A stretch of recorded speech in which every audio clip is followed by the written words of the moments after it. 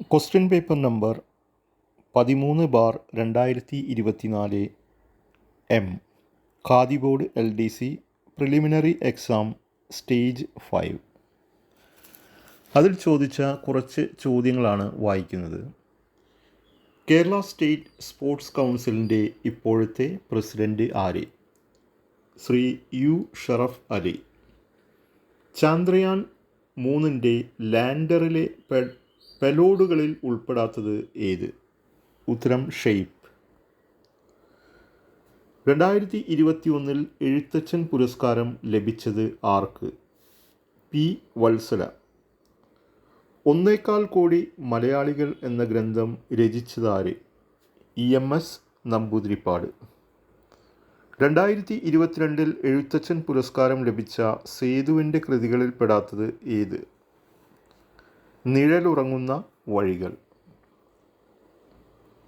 India ദേശീയ ബഹിരാകാശ ദിനമായി ആചരിക്കാൻ തീരുമാനിച്ച ദിവസം ഏത്? ഓഗസ്റ്റ് 23. വൈക്കം സത്യാഗ്രഹത്തിന് നേതൃത്വം നൽകിയത് ആര്? TK മാധവൻ. കേരളത്തെ ഭ്രാന്താലയം എന്ന് വിളിച്ച സാമൂഹിക പരിഷ്കർത്താവ് ആര്? സ്വാമി വിവേകാനന്ദൻ. തിരുവിതാംകൂറിലെ രാജവാഴ്ചയുടെ അഴിമതിയും അനീതികളെയും വെളിച്ചത്ത് കൊണ്ടുവന്ന സ്വദേശാഭിമാനി പത്രത്തിൻ്റെ സ്ഥാപകൻ ആര്? വക്കം അബ്ദുൽ ഖാദർ മൗലവി.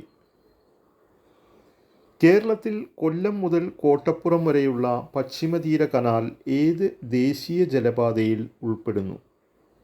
ദേശീയ ജലപാത 3. ഇന്ത്യയുമായി വടക്ക് പടിഞ്ഞാറ് അതിർത്തി പങ്കിടുന്ന രാജ്യം ഏത്? അഫ്ഗാനിസ്ഥാൻ. യങ് ഇന്ത്യ പത്രത്തിൻ്റെ സ്ഥാപകൻ ആര്? മഹാത്മാഗാന്ധി.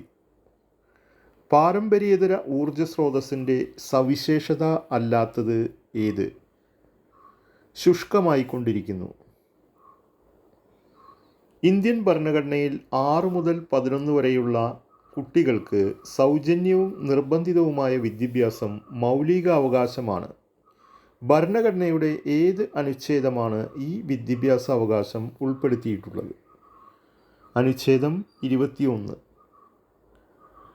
ഇന്ത്യൻ ഭരണഘടനയിൽ മൗലിക കർത്തവ്യങ്ങളെക്കുറിച്ച് പ്രതിപാദിക്കുന്നത് ഏത് ഭാഗത്താണ്?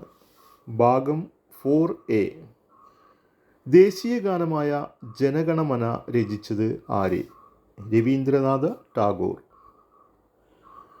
ദേശീയ ഗീതം ആയ വന്ദേ മാതരം ആദ്യമായി പാടിയത് ഇന്ത്യൻ നാഷണൽ കോൺഗ്രസിൻ്റെ ഏത് സമ്മേളനത്തിൽ ആയിരുന്നു?